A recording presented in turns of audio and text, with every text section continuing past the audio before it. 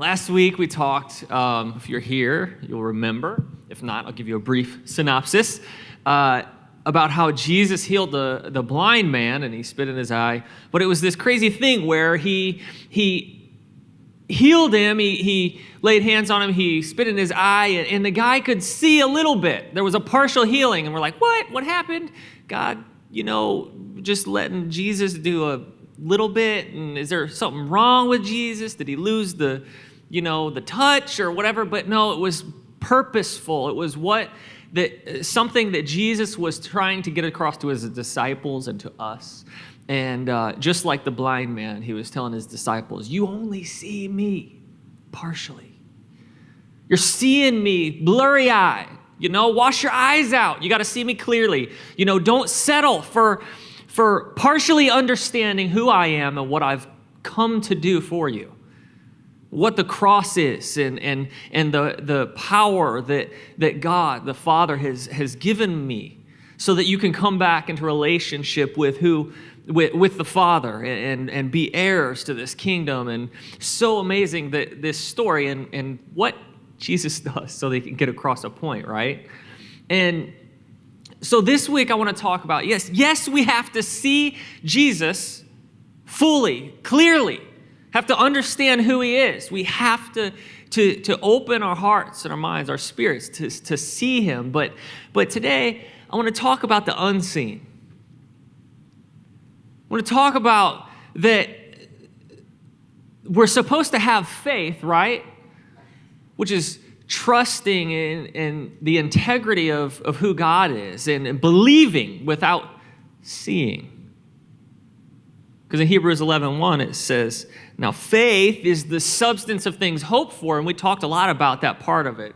That hope is reliance or trust in who God is and the integrity of who he is. But then it says the evidence of things not seen. Faith isn't the evidence of things seen. It's not, hey, when I see it, I'll believe. You guys have heard that, haven't you? You probably said it before. I believe it when I see it. But that's ridiculous. That's not faith at all. To try to, see something before we'll believe what God has done. And I want to just try to talk to you a little bit about a bunch of different stories that will help us to understand that we need to have faith and believe, not because we've seen. Because having faith for something because we've seen it is just intellectual faith. It's like, hey, I can wrap my mind around this. Or I've seen God do this before in my life or somebody else's life, so I can have faith for that it's going to happen. But what does that do? That just puts restrictions on God because he wants to do something and there's no restrictions on him. There's no lack in him. There's no, just a little bit of healing. The only reason that happened with the blind man is so that Jesus could prove a point. But so many times that because we won't trust or can't trust or have that faith in who he is and believe for the unseen, believe the things that we haven't seen before or can't, or believe the things that we can wrap our minds around, then we're hindering God for doing something so much greater. We're hindering God from doing a miraculous, amazing work in our lives, and because he wants to do that. But can you have faith? Can you trust without trying to, help God out or just, running away because you don't believe God can do it? Can we believe for these unseen things?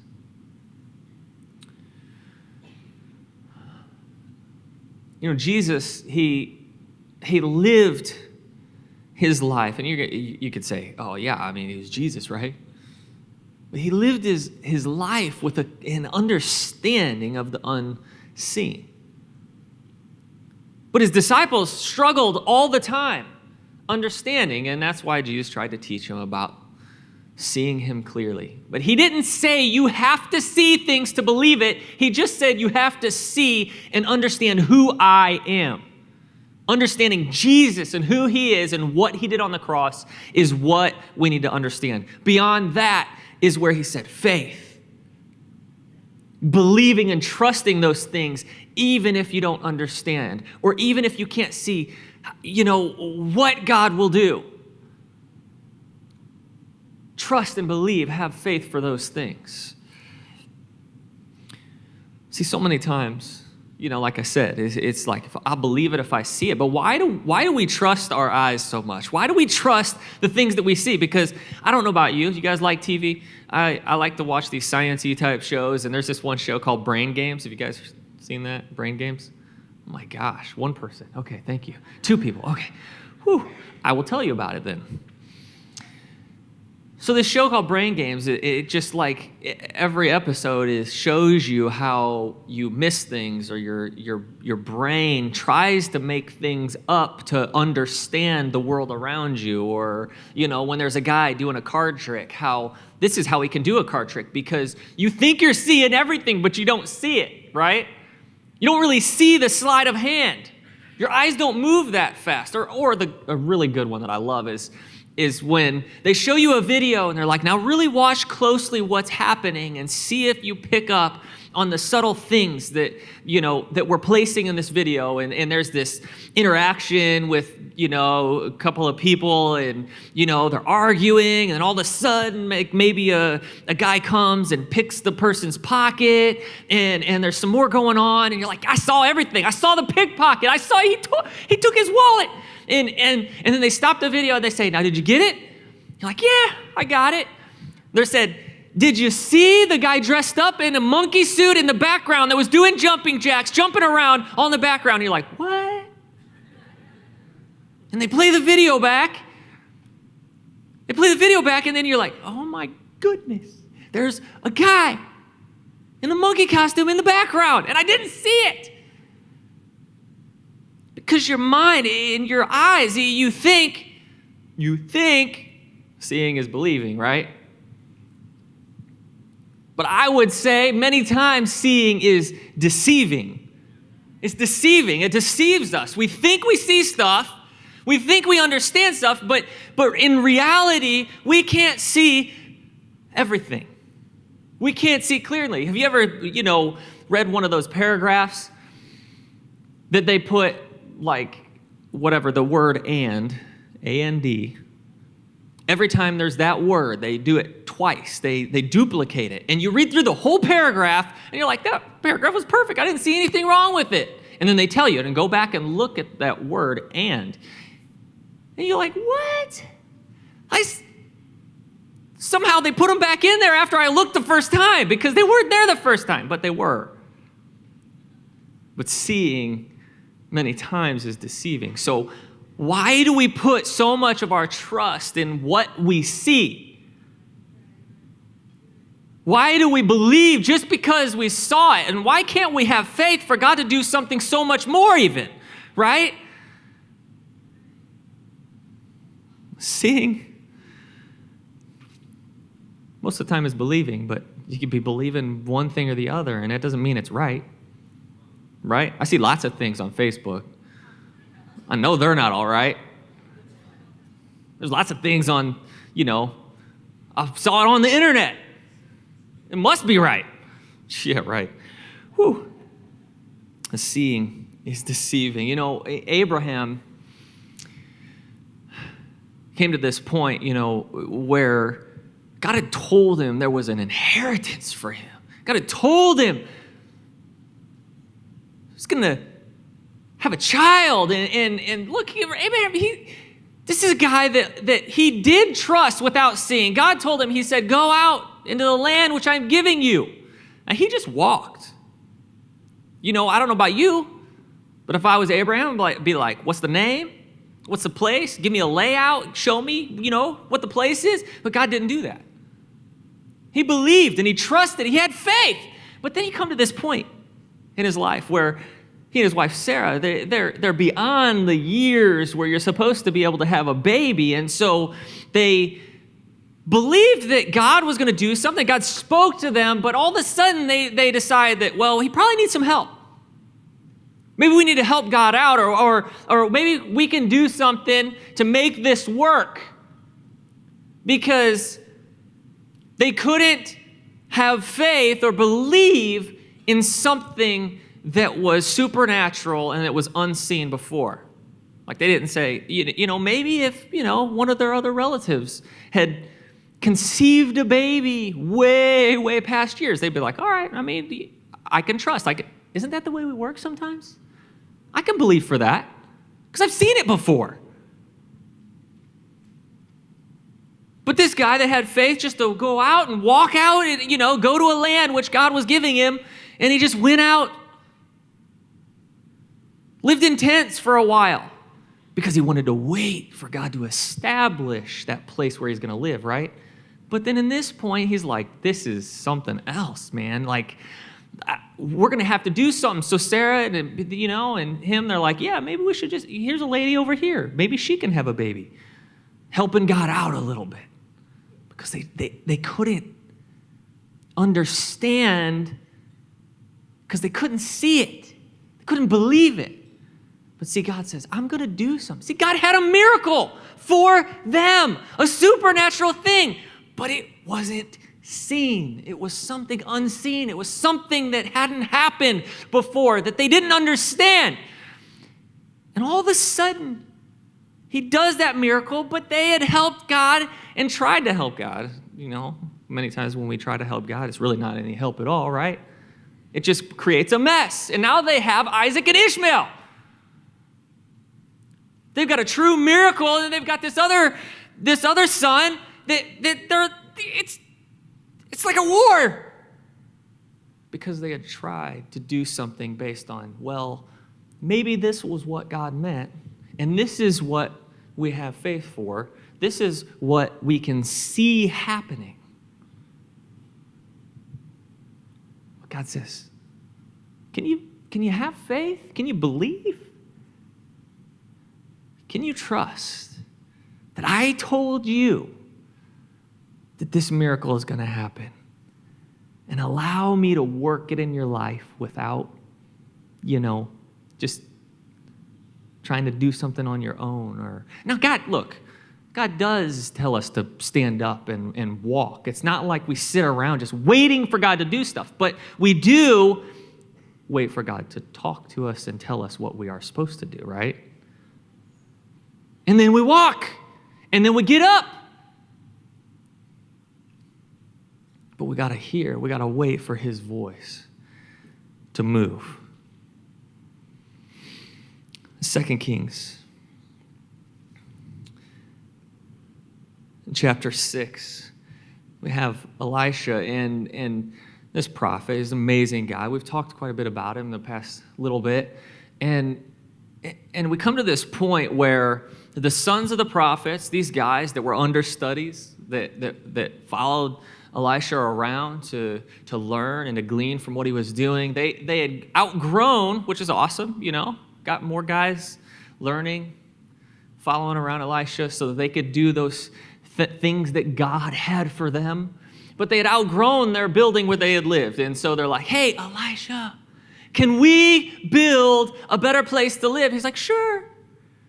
It's like, we want to go down and each one of us cut down a tree and we will build a place that is suited, is comfortable for us to be able to stay.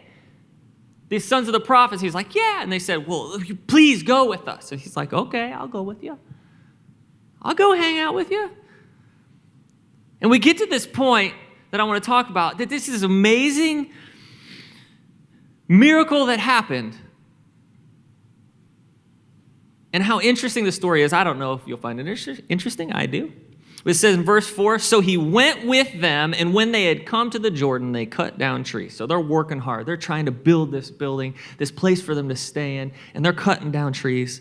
But as one was cutting down a tree, the iron axe head fell into the water, and he cried out and said, alas, master, for it was borrowed.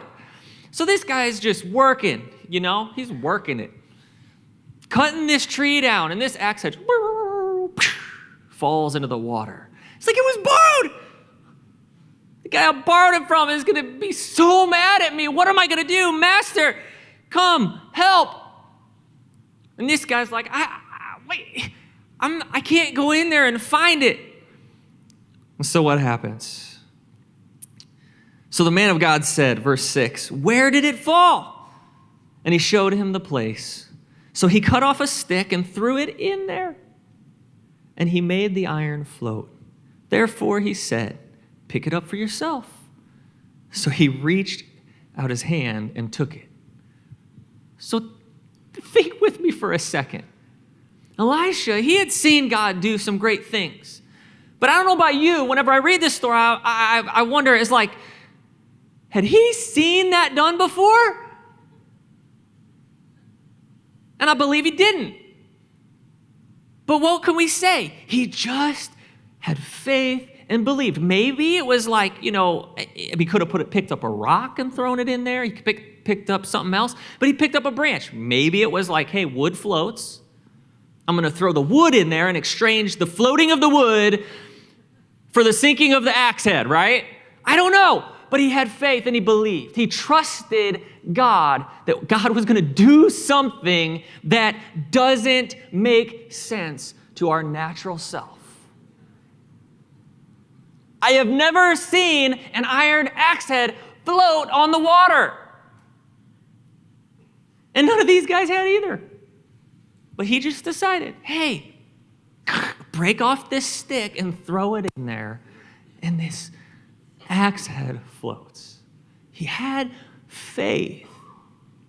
What's the deal?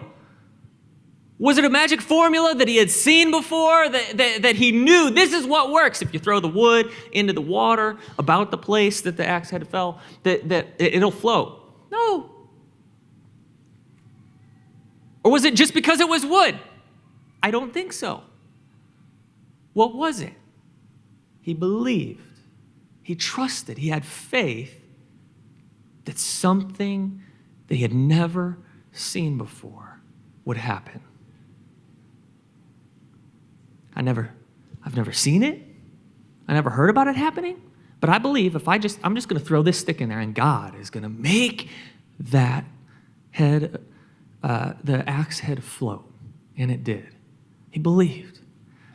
Now we go just a little bit later here in this story, just like right after this. And I love this because this is a moment where God lets the servant of Elisha actually see the unseen. It says in 6:15, and when the servant of the man of God arose early and went out, there was an army surrounding the city. Look, the king of Syria was mad. He didn't like Elisha because he was trying to attack this area. And he's like, how do they know that we're trying to attack and keep avoiding us? And one of his servants is like, look, Elisha's there. And he's actually telling the other king everything that you say in your bedroom. Because God's telling him. He's like, man, that Elisha, I'm going to have to get rid of him. So they come to Elijah. It's like, well, if we get rid of Elisha so he can't tell him where we are, then we get rid of Elisha, then we can attack this other place. So they come and surround him in the town. The horses and chariots are surrounding him. And his servant said to him, alas, master, what shall we do? So he answered, do not fear, for those who are with us are more than those who are with them. And I imagine, like I know that you do, that this servant was probably like, I don't see anybody. You got like thousands of mice in your pocket. You're like, us, who are these us people? I don't see anybody. And Elisha knows that he doesn't understand. And so he prays. It says, Elisha prayed and said, Lord, I pray, open his eyes that he may see. Then the Lord opened the eyes of the young man and he saw. And behold, the mountain was full of horses and chariots of fire all around Elisha. Now, I love this because God did open this guy's eyes to see this spirit realm, the chariots of fire, the army of God that was surrounding them, that was going to fight with them. But I believe, look, if you will with me, I don't think that Elisha actually saw them. He just knew that they were there. That the reason God allowed his servant to see that army, to see the chariots of fire, was because Elisha had the faith and just knew they were there. I don't think that it was like, I believe because I see God. I believe Elisha just knew it. And God said, so I'll let your servant that's with you see it too, because I know he's afraid. See,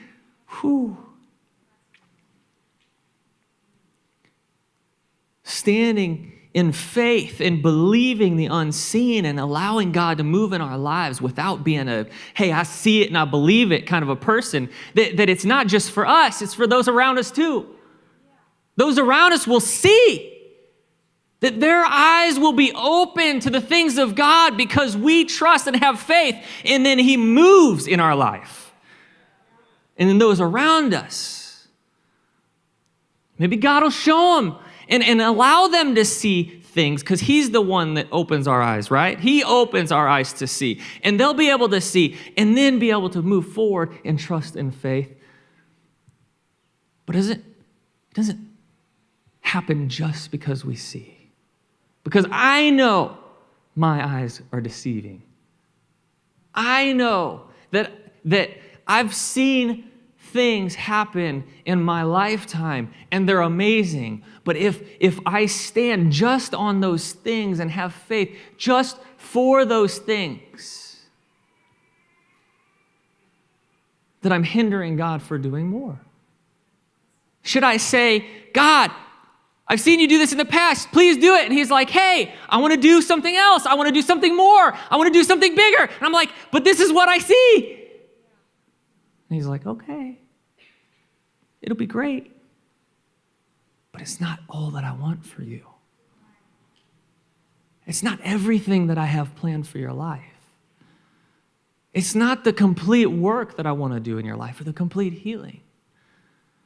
Can you believe that God will do so much more than you can comprehend or see with your natural eyes? 2 Corinthians 5:7, it says, for we walk by faith, not by sight. We walk by faith. You're like, well, but I do walk by sight. Yes, in the natural. You walk your dog by sight, but you don't walk with God in the natural. You walk with God in the supernatural. That's what this is talking about. He said, you walk your dog with your natural eyes, but when you walk with me, you have to trust and have faith and belief for the unseen. Don't just use your eyes. Don't just believe because you've seen. Don't just walk with me and just trust because you can wrap your mind around it. He said, walk with me and know that I can do abundantly more than you ask or imagine, or think or understand, because there's not any restrictions on me. The only restrictions are the things that you put on your life. The things that you have faith and trust for. Those are the things that are going to happen.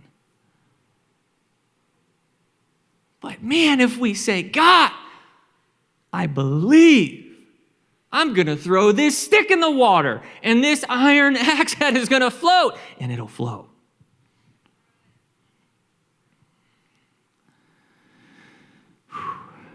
Seeing is so many times deceiving. So many times we lose heart, we lose our joy, we lose our trust when we're just believing because we can see. Because we can't always see. We can't always understand. Sometimes, we are seeing things happen in our life, or we have seen something and God is moving, and then all of a sudden there's stuff going on or what have you. And we're like, God, I can't see it. And all of a sudden we lose heart. Why is that? Because you can't see with your natural eyes. That's why God says, hey, don't look with those eyeballs in your head. Look with your spirit.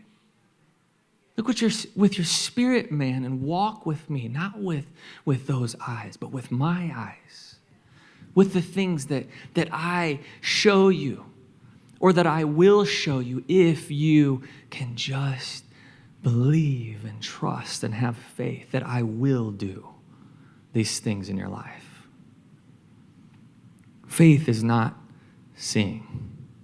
It's believing and trusting in those things which aren't seen.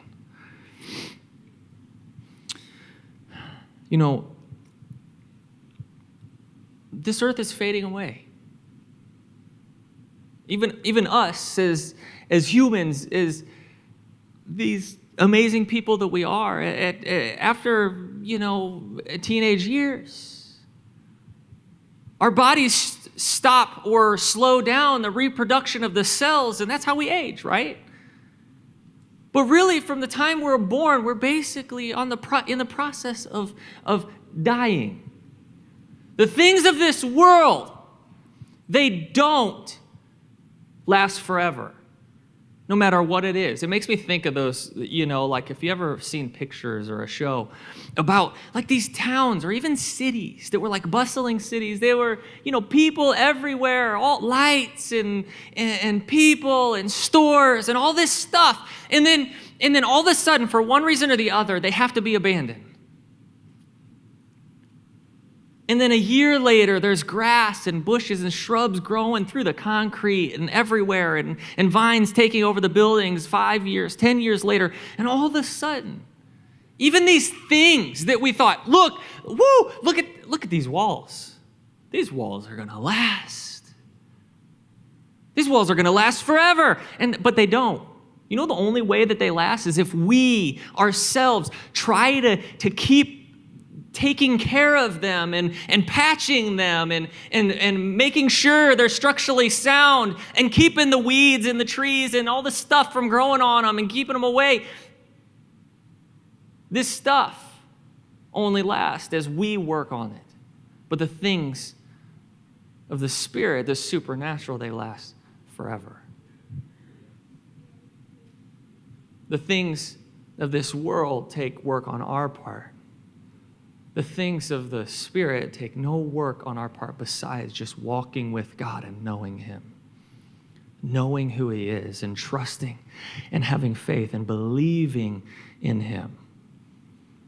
Those things don't fade away.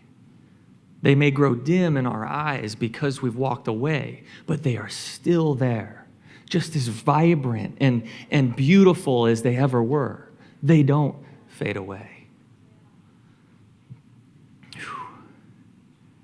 Acts 1, verse 4, it says, and being assembled together with them, he commanded them not to depart from Jerusalem. This is now, we're going to, you know what, let me go to 2 Corinthians first. 2 Corinthians 4:16 says, therefore we do not lose heart, even though our outward man is perishing, yet the inward man is being renewed day by day. The inward man is being renewed day by day. How is that? How is that? By walking with the Lord, by trusting in Him, by having faith and believing who He is. For our light affliction, which is but for a moment, is working for us a far more exceeding and eternal weight of glory. While we do not look at the things which are seen, but at the things which are not seen. For the things which are seen are temporary, but the things which are not seen are eternal. The things which are not seen are eternal. Why do we trust so much the things that we see and believe whenever, look, I tried to tell you a little bit. Maybe you've known, some of these things before, but our eyes deceive us. Our mind deceives us. Yes, we need to look, we need to think, we need to, trust our eyes and our minds some as we walk out, our lives. But why do we trust that so much more than we trust and have faith in who God is and what he can do? Because I know that no matter what I see, I know that God can bring healing. I know that he can bring restoration. I know that he can do it no matter what it is. That's my God. That's our God. That it doesn't matter what this world says or what I see in this world, that it is not who God is if it's not of him. If it's dying, it's not of him. Why do we trust our bodies more than we do our spirits? Because our bodies are only going to last. That's what we just talked about with the scripture. It's like they'll only last for a little while. Why do you put so much effort into your body? You go work out or eat healthy and all this stuff. Now, do that because we're supposed to take care of our bodies. But why do you put so much more effort into that than you do your spirit? Then you do your walk with God. Then you do your trust and your faith in him whenever that is what is going to last forever. I don't know about you. I do want to take care of my body. But if it's picking one or the other, I pick my spirit. Because that's the one I'm going to keep. That's the one that's going to last forever. Can we trust and have faith in who he is and believe even if we don't see? So we go to Acts. And we'll have the disciples gathered together. And we talked about, the blind man. And Jesus was trying to explain something to his disciples about seeing who he was. But then right before he goes to the cross, he asks them, now believe and see who I am. But go wait and have faith for something that you don't see. In verse 4, and being assembled together with them, he commanded them to depart from Jerusalem, but to wait for the promise of the Father, which, he said, you have heard from me. For John truly baptized with water, but you shall be baptized with the Holy Spirit not many days from now. Therefore, when they had come together, they asked him, saying, Lord, will you at this time restore your kingdom in Israel? They had seen it written that his kingdom will be established. And they thought, like, I don't know, but I imagine them, they're like, is there going to be a big, castle drop down out of the sky that crushes all your enemies and you're going to rule over the world. You're going to rule and reign over the world. That's what they had heard. That's what they had seen written. So they're still struggling a little bit. But Jesus tells them, he says, it is not for you to know the times or the seasons which the Father has put in his own authority, but you shall receive power when the Holy Spirit has come upon you. And you shall be witness to me in Jerusalem and in Judea and Samaria and to the ends of the earth. So they had a choice to make. I mean, they had heard things about what Jesus was going to do, but they were struggling to wrap their minds around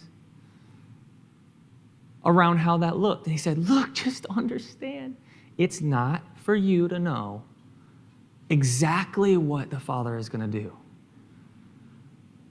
or how his authority is going to work. And he says the same to us. He's like, it's not for you to know. Don't say, I'll see it when I believe it. Believe it, and then you will see it. He said, just believe, just have faith, and you will see it come to pass. If you trust and you have faith. In Acts 2, verse 2, it says, when the day of Pentecost had fully come, they were all with one accord in one place, and suddenly there came a sound from heaven as of a rushing mighty wind, and it filled the whole house where they were sitting. Then there appeared to them divided tongues as of fire, and one sat upon each of them. And they were all filled with the Holy Spirit and began to speak with other tongues as the Spirit gave them utterance.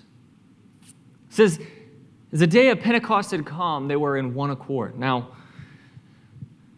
I don't know how they did it, but it must have taken faith. But they were getting along.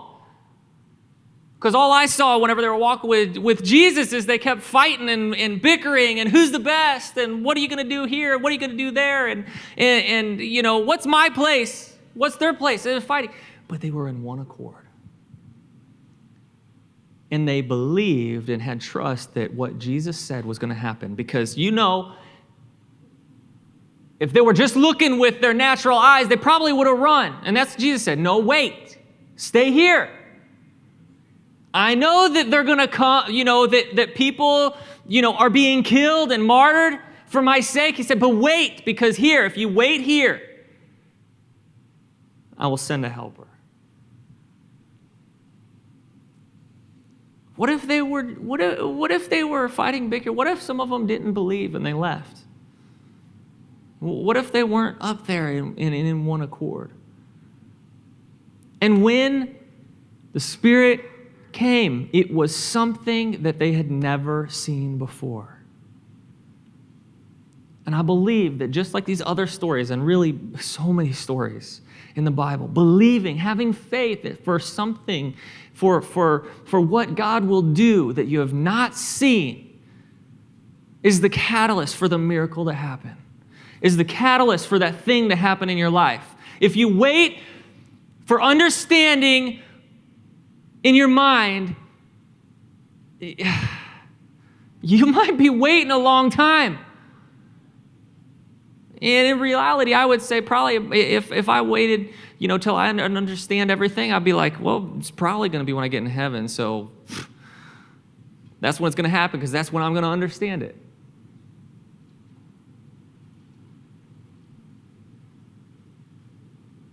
But they were waiting and trusted that what Jesus had said. What was it? Jesus didn't say exactly what was going to happen. All he said to him is, I will send you help. And I will send you power. So I say to us today, what is it that you do? You trust. We've been told that we'll be sent help. We've been told that we will have authority and power over the things of this earth. Do we come together or even on our own believe and trust that those things are going to happen no matter what it looks like? So many times we want it to look like a certain thing, or please let it look like this other thing that happened years ago. I want the Spirit of God to move in my life or in the church, but it needs to look like that. Why? Why? Why does it need to look like that? Just because what you're comfortable with. What God says, can you just believe? I will do great things. I will be with you. You will have authority and power. You do have a helper. You have everything that you need. Can you just trust that those things are going to happen and not, make